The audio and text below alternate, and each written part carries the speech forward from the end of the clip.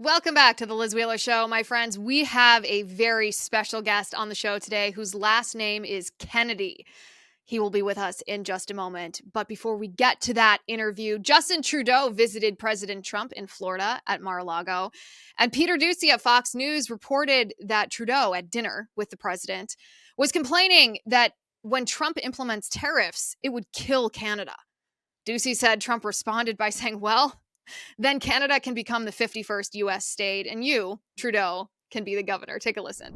And tonight we're getting some new details about that Trump-Trudeau dinner from two people who were at the table. We are told that when Trudeau told President-elect Trump that new tariffs would kill the Canadian economy, Trump joked to him that if Canada can't survive without ripping off the U.S. to the tune of $100 billion a year, then maybe Canada should become the 51st state and Trudeau could become its governor.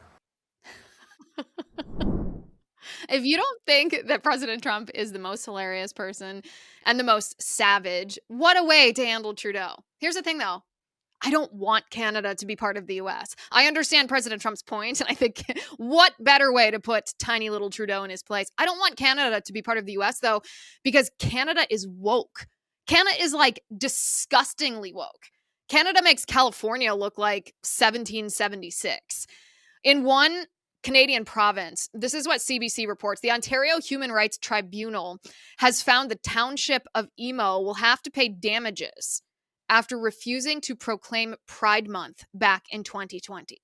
Yeah, you heard that right. A small town in Canada refused to celebrate Pride Month, and now the Ontario Human Rights Tribunal is fining the town for not actively celebrating LGBTQIA+++.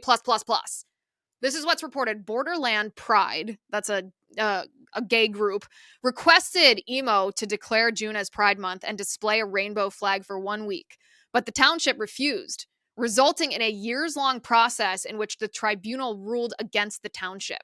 The tribunal ruled that Borderland Pride will be awarded $15,000, with $10,000 coming from the township itself and the other $5,000 coming from Emo Mayor Harold McQuaker. Doug Judson is the lawyer and one of the directors on the board of Borderland Pride, and said they're elated to have finally brought it to a close and is a significant victory for the organization. This is what this horrible lawyer said. He said, "We didn't pursue this because of the money. We pursued this because we were treated in a discriminatory fashion by a municipal government, and municipalities have obligations under the Ontario Human Rights Code not to discriminate in the provision of a service." What is his service, sir? To force a town to hang a pride flag? He said the tribunal's decision affirms that this is the important thing we are seeking here, that the important thing we are seeking here was validation that as 2S LGBTQA plus people, we are entitled to treatment without discrimination when we try to seek services from our local government. Forcing someone to hang a pride flag from a government office is not services from a local government.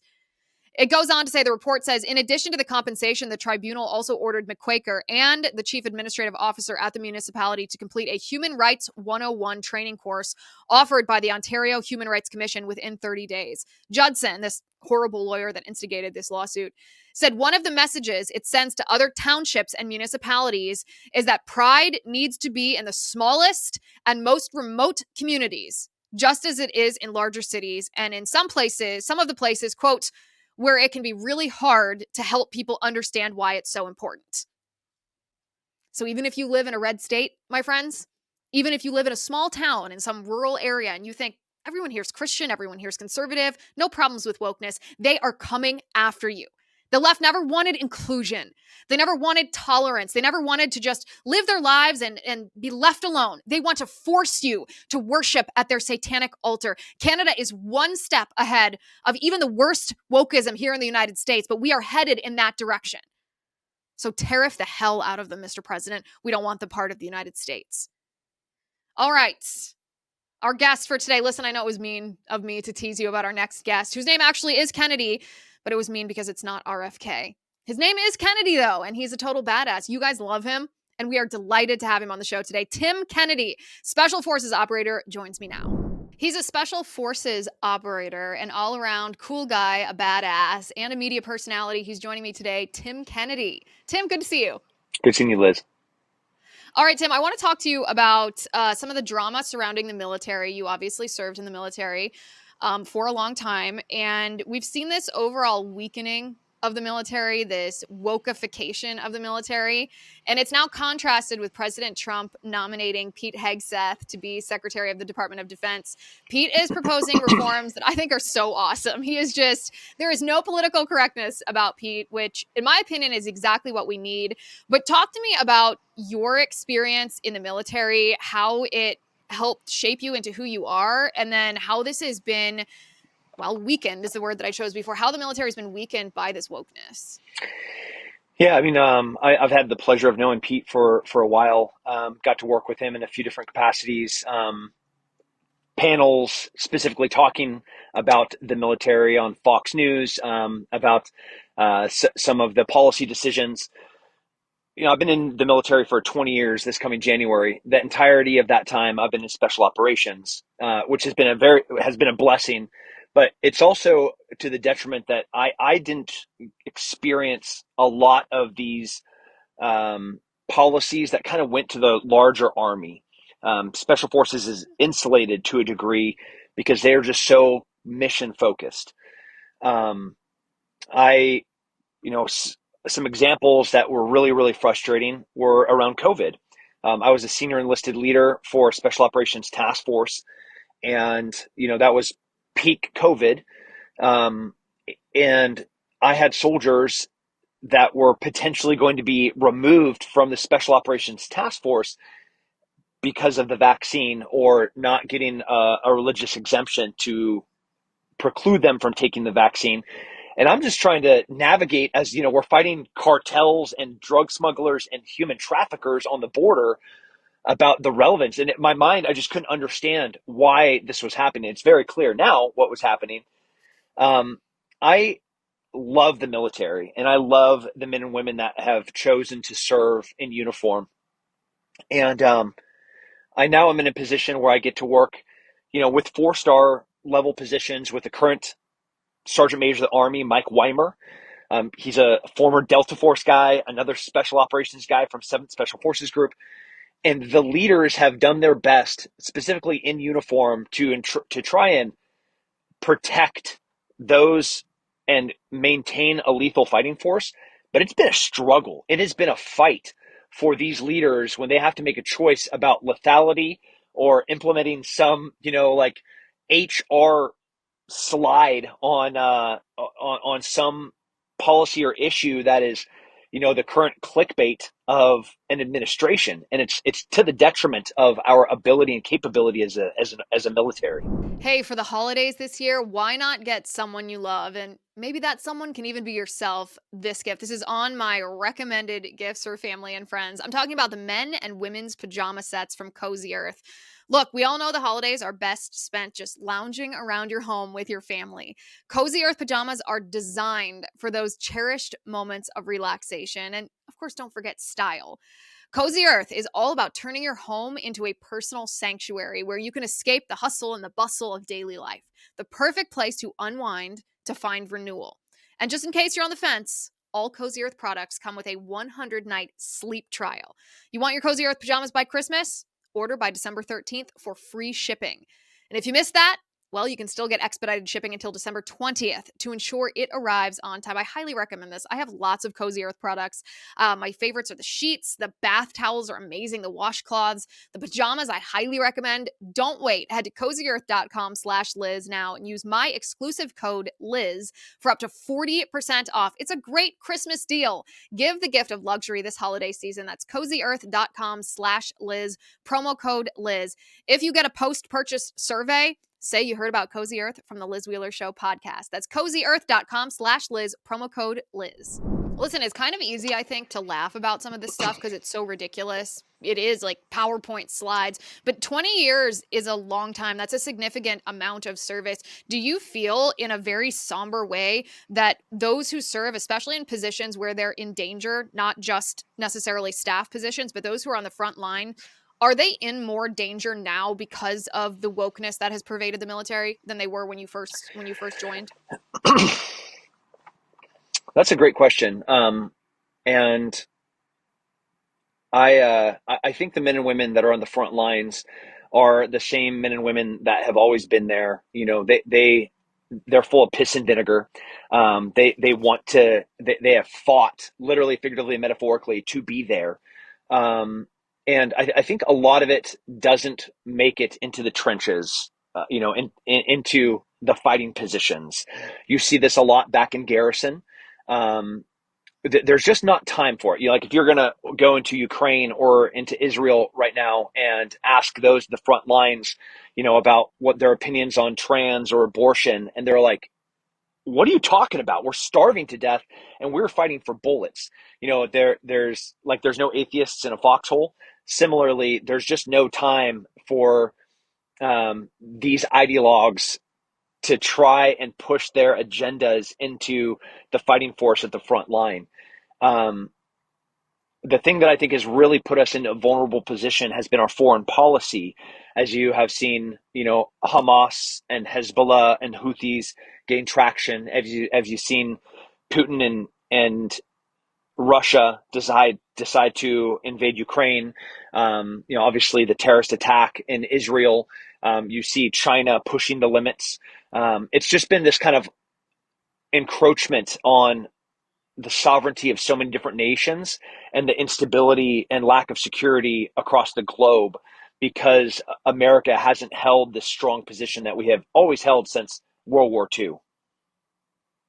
Yeah, I think that's interesting. First of all, it's encouraging. I think that's a relief as a civilian to hear that maybe the wokeness hasn't trickled all the way to the front lines, because that's one of the scary parts, I think, or one of the concerns is that, well, this is going to put people, it's not just stupid, it's not just anti-reality, it's going to put American men and women who are serving in our military in danger.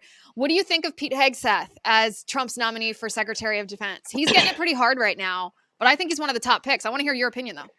Yeah, I mean, from Matt Gaetz was the focus number one, for Attorney General, and then now that he stepped down, and a very incredible, very accomplished, wonderful second appointment is there for Pete. He is a force. He's a force for good, and there's no questioning where his allegiance lies, and that is to make sure that the men and women you can pull every single, and it's a rare thing, especially a talking head like Pete that is on podcasts and news networks. I mean, 10 hours a day, and you could pull every single soundbite, and what you're going to see is a guy that's saying the same thing over and over again, which he wants the most lethal fighting force to be the American military on the planet. And then he enumerates how he wants that to happen. I find that to be a beautiful thing because that's what I want. I want people to look at America and the deterrence of a strong, powerful military where we're getting the equipment. We are not, you know, endlessly entering into wars that just can't be won. We're not supporting the military industrial complex. We're just doing the best thing for America. Man, I'm here for that.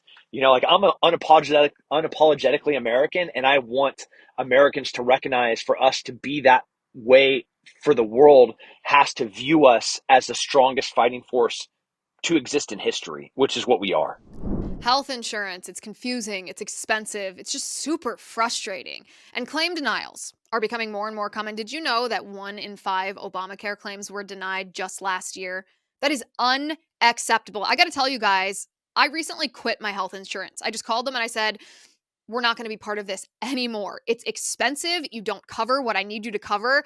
I switched my family to Crowd Health, and Crowd Health recently became a sponsor on this show. And when I heard about what they do, I thought, this is really cool. It's an alternative to health insurance, but I wasn't entirely sold. So I picked up the phone and I called the CEO. I said, hey, you're an advertiser on my show. Make the case to me why this is a good thing for me to do for my family. And I got to say, he convinced me. Crowd Health is so amazing. It's not health insurance. It's actually a better way to pay for healthcare through crowdfunding. And it came about as a result of our modern healthcare system being just such a headache. You can compare the price of Crowd Health to health insurance. It's $175 for an individual or $575 for a family of 4 or more on Crowd Health. Compare that to your monthly premium for health insurance. And for that amount of money, you can get access to a community of people who are willing to help you out in the event of an emergency. That means access to telemedicine visits, discounted prescriptions, and so much more, all without doctors' networks getting in the way. It's not insurance. I like to describe it as assurance. You still get the help that you need, paying for your healthcare bills without having to essentially get screwed over by health insurance companies. And of course, you'll join the crowd, a group of members just like you and like me who want to help pay for each other's unexpected medical events. So let Crowd Health help with your healthcare needs. Get started today. Join me for just $99 per month for your first 3 months. Go to joincrowdhealth.com. Use promo code Liz. Crowd Health is not insurance. Learn more at joincrowdhealth.com. That's joincrowdhealth.com, promo code Liz. And when you hear Hegseth listing the things that he's going to do, whether it's reverting standards back to 1995, this is a controversial opinion that he has, but he's like, women in combat, that does not make for the most lethal fighting force. When he says these things that at least the left considers to be controversial, do you, as someone on the front lines, think, yeah, this is what we need, even though it might not be politically correct to say? Yeah, there can't be political correctness in a fighting force. Those two things are mutually exclusive. It's absolutely asinine if we're trying to put any cultural issues into the only litmus test, the only metric of measurement. Does this make a unit more lethal? Period. That is it. And if you were asking is it inclusive? Is this is it merit based, or are we trying to allow things so the only thing that matters is that this fighting force is the most lethal fighting force? And that is a very difficult thing for our society and a 2024 American culture to understand, that none of these things matter. And if you remove that lens that that cultural, ideological lens, and just put men and women are going to die, Americans are going to die if they are not the best that can possibly be in those positions. And how do we measure that? Okay, our metric of measurement is lethality. We have this thing called METAL, the Mission Essential Task List for a unit, and every single unit is different. And that unit is measured by their ability to fulfill those METAL tasks. And they can either do it or they can't do it. If there's women in there, they can do it better or they can't do it. And for pilots, for infantrymen, for rangers, for Green Berets, for Navy SEALs, every one of them has a METAL task. And depending on gender, depending on insert every single variable that can be measured, they're either more lethal, they're either more effective, or they're not. And if that's the measurement, then fine, go with it. And women can be there, but you should take out men, women, black, white, because none of it matters. They're either better or they're not. They can either do it or they can't. They're either more lethal or they're not.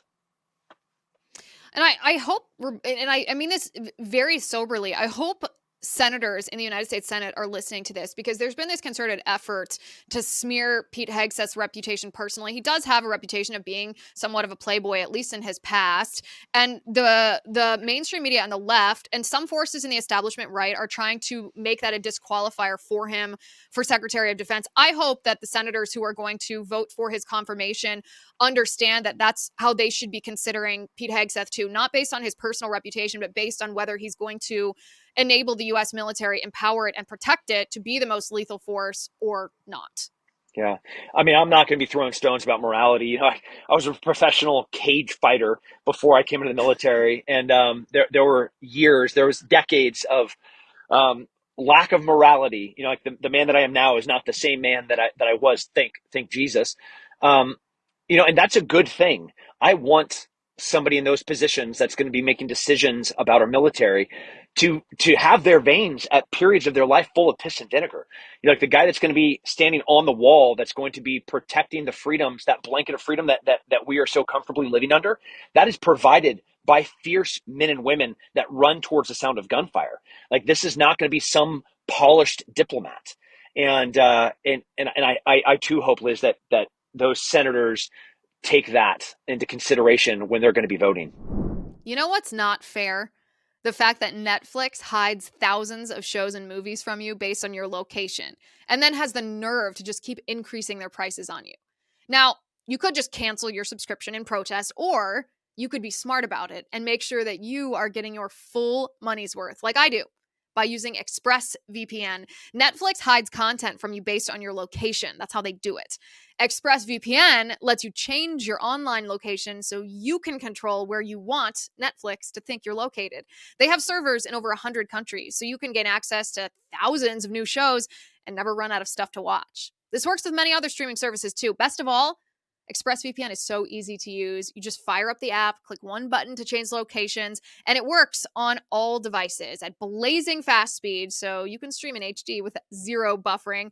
For example, you can watch Shawshank Redemption. There are tons of other titles like that. All you have to do is open ExpressVPN, select US, tap one button to connect, refresh Netflix, and you can have a movie date with your husband or your wife. Right now, you can take advantage of ExpressVPN's Black Friday, Cyber Monday to offer to get the absolute best VPN deal you will find all year. Use my special link, expressvpn.com/Liz, to get 4 extra months with the 12-month plan or 6 extra months with a 24-month plan, totally free. That's expressvpn.com/Liz to get an extra 4 or even 6 months of ExpressVPN for free. expressvpn.com/Liz. All right, I want to talk to you about the state of masculinity in our country, but before I do that, there's been a hit piece that's been written about you, or I guess a podcast. I actually am not sure who the guys on this podcast are, but if you Google your name, it's a hit piece against you, and I'd like to invite you to respond to some of these allegations, because the allegations that they're making against you are essentially that in your book there are instances where you either exaggerated or fabricated. They're accusing you of stolen valor, of pretending to do things in the military that you hadn't. Would you like to respond to this? I'd like to hear your response to it. Yeah. First, everybody has the right to say whatever they want, even if it makes your blood boil. And I'm never going to disparage a combat veteran. And I thank those guys for their service. They have a platform. They can use it however they want. I think it is really sad. I have done everything I can to use my platform to help people, whether it's via Save Our Allies, soldiers, suicide prevention, mental health. And I think it is sad when people are attacking other veterans, especially, and they're doing it and they're pretending to do it from this moral high ground that they're trying to hold a standard or hold veterans accountable, but then they're fabricating things and they're taking things out of context and they're paraphrasing, and they're using hearsay. Like they have no proof or evidence about any of the accusations whatsoever, and then they're attacking me, which is just not what we're supposed to be doing. So first, I appreciate the opportunity for all of those that kind of reached out. I love you guys. Thank you very much. And to those that are attacking, pull the receipts. I have been doing this for 20 years. I've been in the public limelight for 20 years. I am without a doubt not perfect. I have failed and I have made countless mistakes. And I wrote that book as best as I can remember it, with the most accuracy and recollection, with talking to people, with keeping journals. Did I make mistakes? Absolutely. Though some of those battles took place 18 years ago, 16 years ago. And I've had dozens of trips overseas in a variety of capacities. And I am not perfect, but I did my best and we did our due diligence. We went through the Department of Defense review. We went through the legal review of the publisher.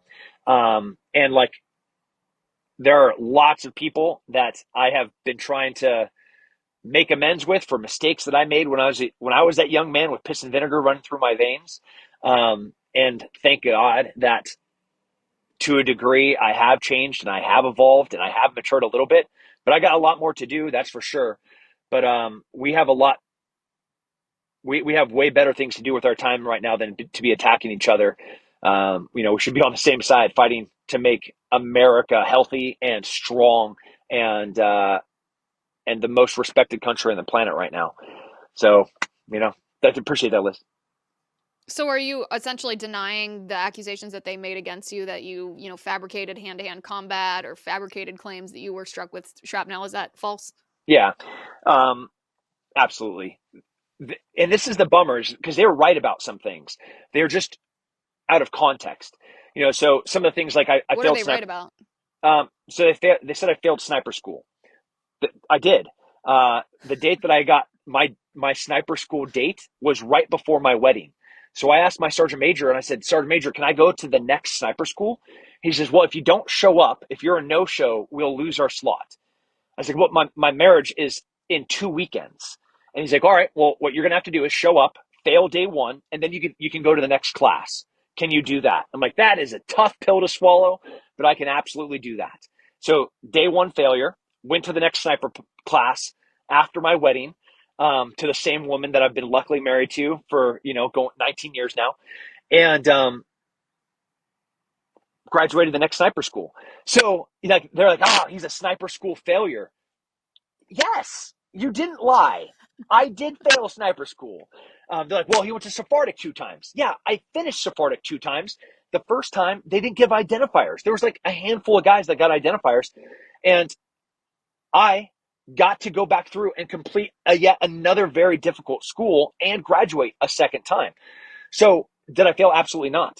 But they could take a partial truth and take it out of context to kind of like discredit and make me look bad. You go back to an E6 Tim Kennedy that, if I look at some of the team leaders and captains and commanders, those poor guys nearly had to put muzzles on me, like grab me by the collar and be like, no, you can't run into that gunfight. Because that was the mentality that we had in peak war. It's not a great one, but that is what it was like in 2006, 2007, 2008, 2009 in the peak war. And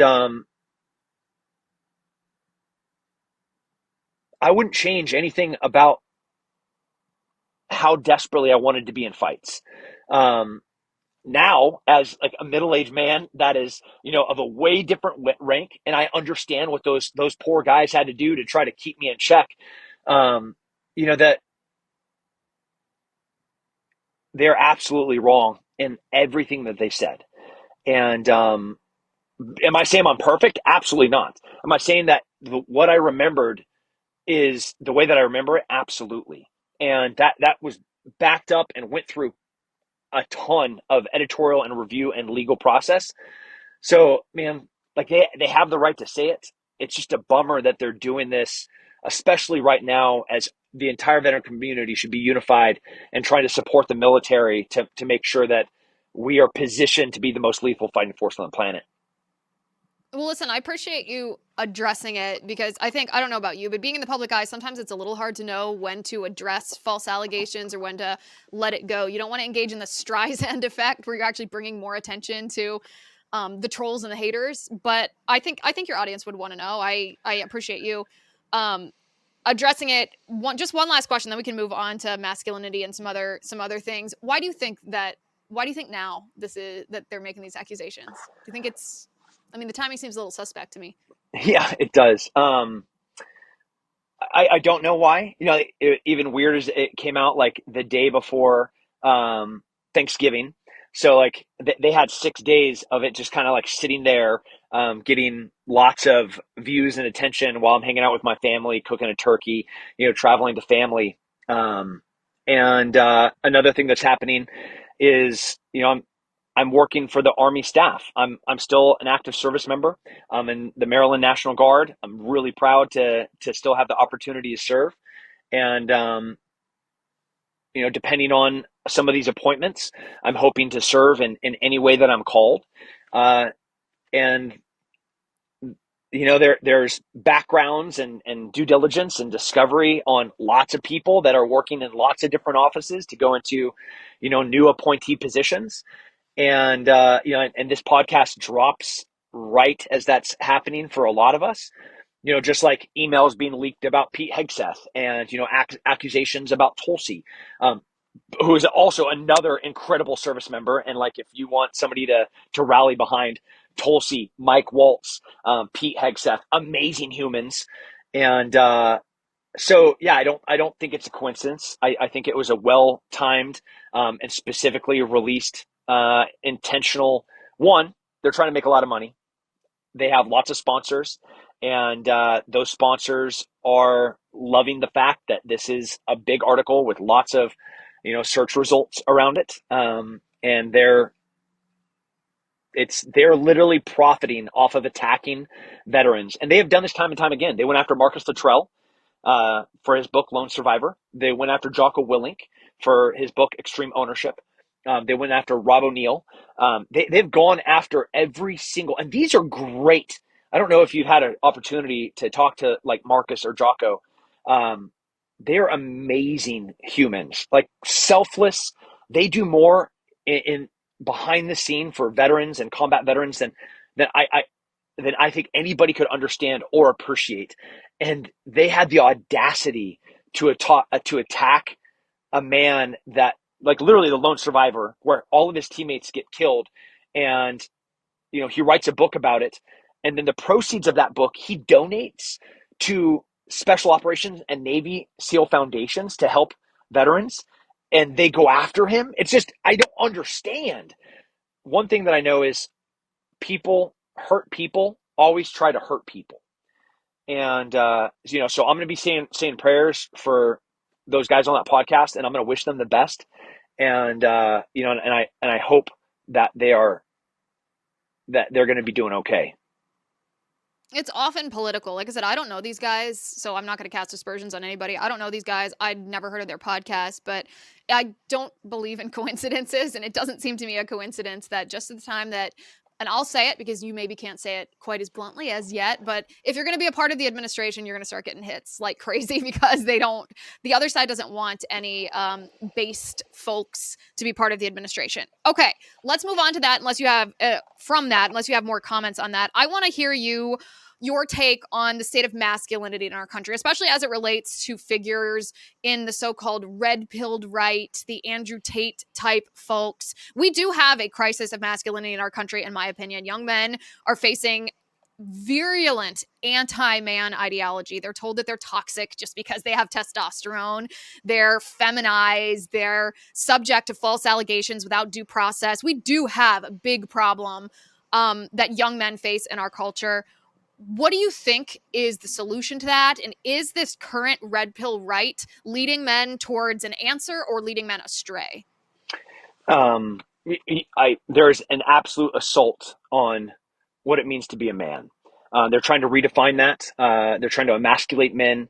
And it is absolutely by design. You cannot look at what has happened over the past 15 years and celebrate the method that it's been done or the outcome. As we see young men with dangerous depression, suicide rates, lowering testosterone, fewer men eligible to serve in the military than any time in history.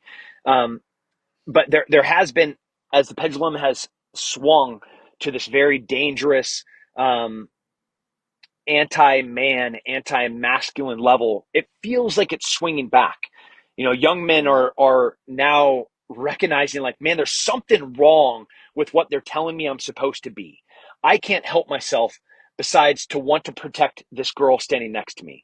The idea that me holding a door or me, standing up when my wife gets up from the table is anything but respect and profound love for my wife in any way should be assaulting to her is just ludicrous. Knowing that by design, they have wanted to weaken the American man, take the woman out of the home, have them not be mothers.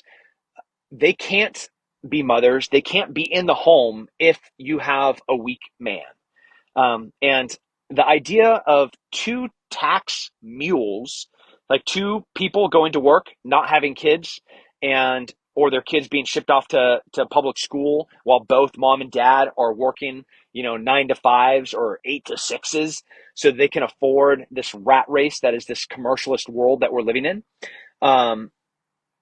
Those are just two more people that they get to tax, two more people that they get to control, another generation that they're able to manipulate and plant broken ideological perspectives into these young, impressionable brains. But men are waking up. Men are stepping up, and men are demanding sovereignty and freedom again.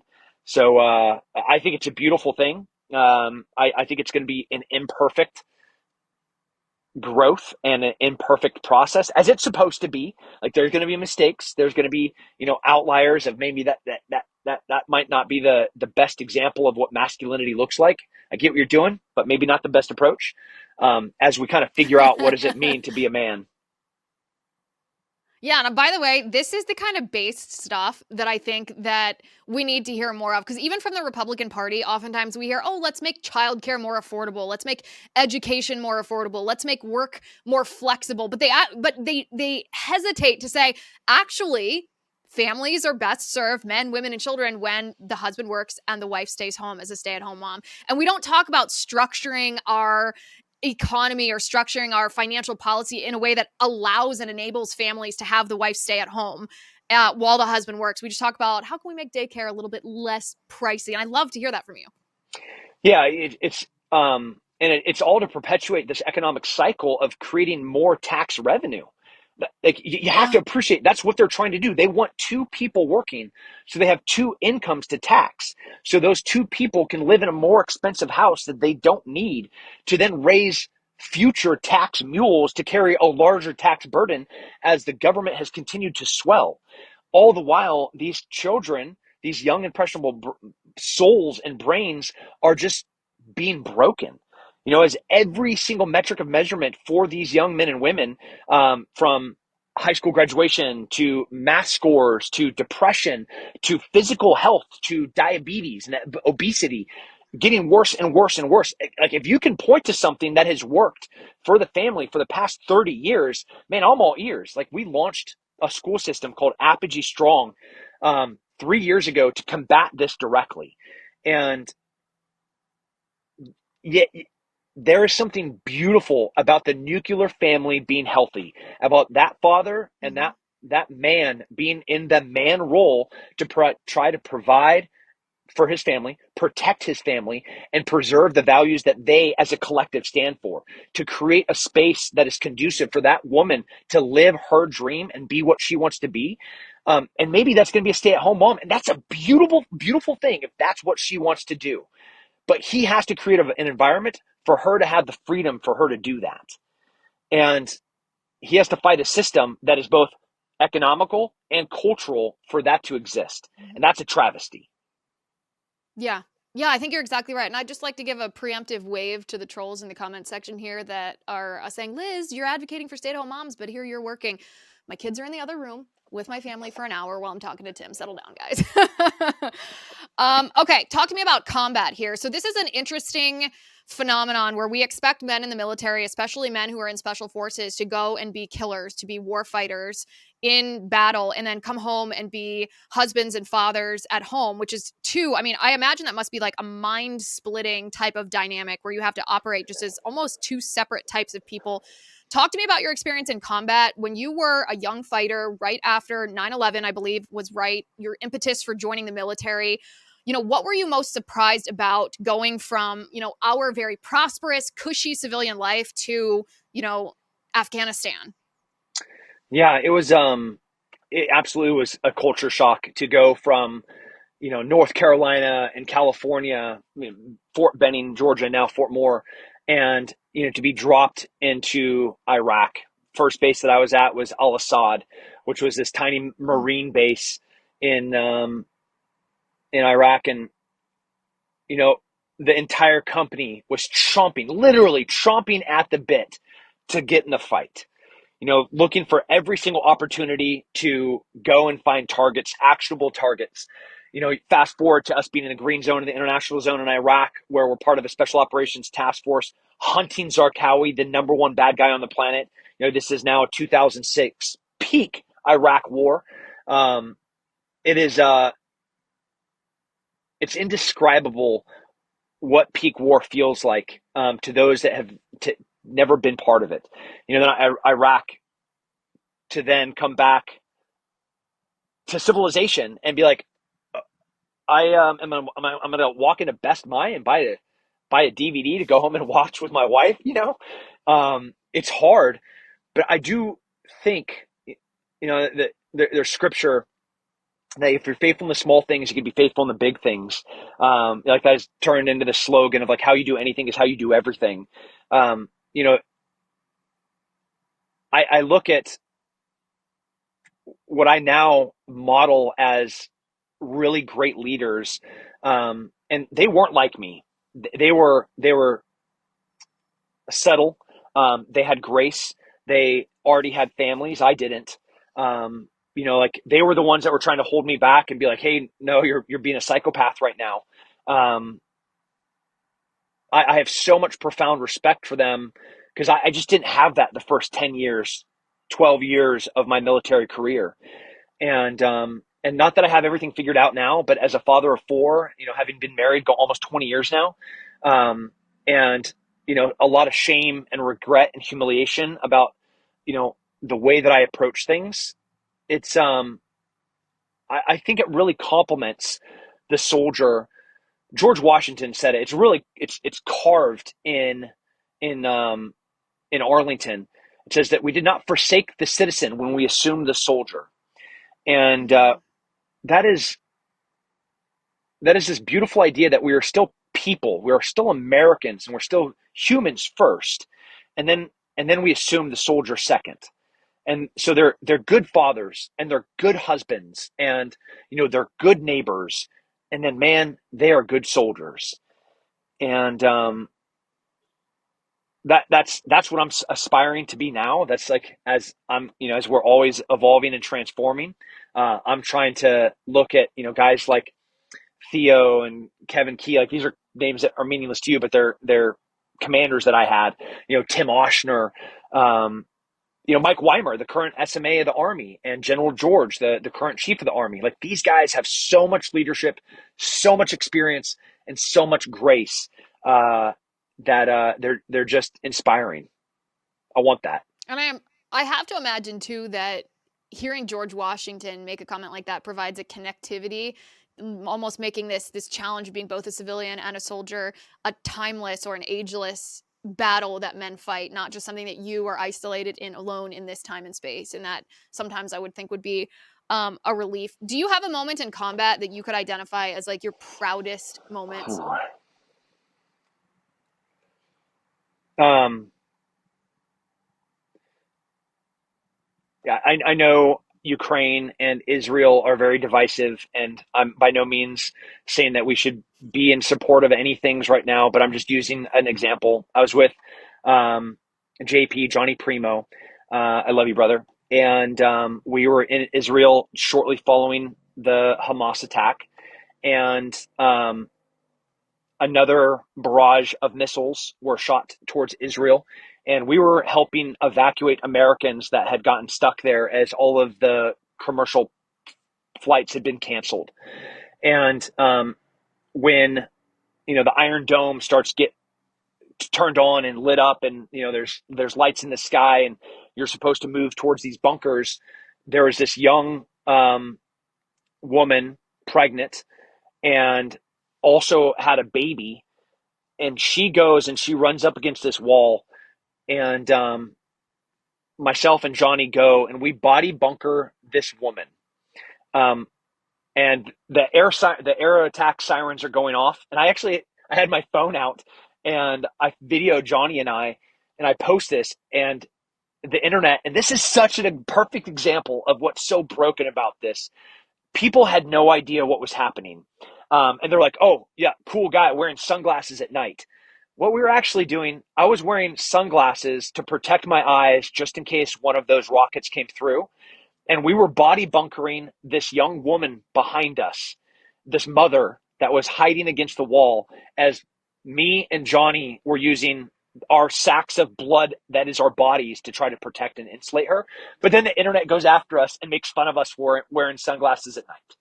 Um, Jeez. that and I have watched hundreds of examples of bravery of the men and women to that, from Mike Goebel saving my life in 2008 to Mike Kay saving my life earlier that day to Travis, command and control over close air support during an ambush, to my former team sergeant, John McPhee. I could go on forever about these men and women and their heroism. So, like, no, I can't give you one. A whole We just career got, of them is what I'm hearing. yeah, they're just the greatest humans on the planet. I love these men and women. All right, last question for you here is foreign policy advice for President-elect Trump. Yeah, I don't want to be in wars unnecessarily. And the best form of staying out of a fight is to be the biggest, strongest, baddest dude on the block. That deterrence, where people look at a strong, economically strong, a culturally strong, and a militarily strong country that is united, they're like, yeah, like Pearl Harbor. The general looks at the decision and said, "We made a mistake. We woke the sleeping giant, which was the American people, and unified us in a fight." The rest of the world has to know that you do not want a unified America, and that's what we need so desperately right now. Is not us going after each other, over small political issues. Rather, us unified and being like, let's take this idea that was America, and all of us fight for this constitutional republic for what our fathers believed in, and man, we won't be in any wars because nobody would be that insane to mess with the sleeping giant that is a strong America. Doesn't that make you excited for the incoming administration, knowing that we're going to be back, baby? We're not going to be this weak little simping administration anymore. Yeah, I can't wait. I'm excited. I mean, I think it's yeah. actually already in action. It's not even January 20th. We're already seeing that. And fake news about the last question. I thought of something else I want to ask you before you go, and then I promise I'll let you get back on the road. Okay. Guys, he pulled off the road. He's on the highway driving, and he pulled off the road into a parking lot to talk to us today, which we appreciate. Yeah. UFC. Happy Peter. UFC is part of... I just want to say happy Go birthday ahead. to Peter. That's where I'm driving to right now. A former Special Forces teammate of mine. It's his birthday. It's a surprise, which is tomorrow, which I think is when this podcast is going to come out. So happy birthday, Peter. I love you, buddy. I'll be there in 2.5 hours. No, dude, you blew the surprise. This is coming out tonight, so he better no. listen to this before you get there. UFC. You were in the UFC for years.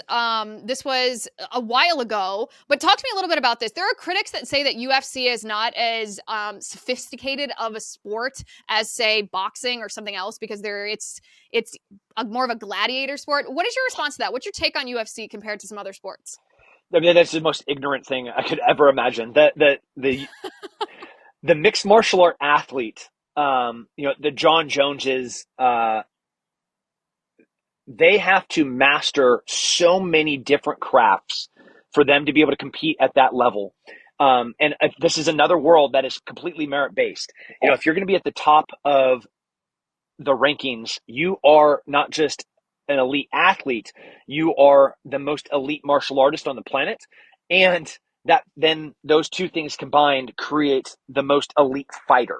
Like you could take, a John Jones, and man, I bet you could maybe go back in history for the existence of the human species. And if you took the heavyweight champion that is John Jones and you locked him with any human that has ever walked the face of the planet, John Jones is going to come out of that room. So like, I don't know if you want these guys to like have a monocle and a bow tie when they walk into the cage to fight each other. But what those two athletes are when they walk into the cage, they are the best and most elite fighters on the planet. Period. End of story. There's nobody that could hold a light to them for a second. So it's crazy talk. Do you miss it? Do you miss it? Oh, desperately. Yeah. Yeah. So we can look for one of the legacy fights maybe coming up. You in the ring? No. Nope. That ship has sailed. Yeah. We have an important nation to save, and I would love to fight. It would just be a really selfish thing to do with my time now. All right. Well, some people are going to be disappointed to hear that, but it is what it is. Tell Peter we wish him happy birthday. I hope you guys have a great time. Thank you for stopping by the parking lot to talk to us today. My pleasure. Thank you for all you do. Thank you. Have a good one, Tim.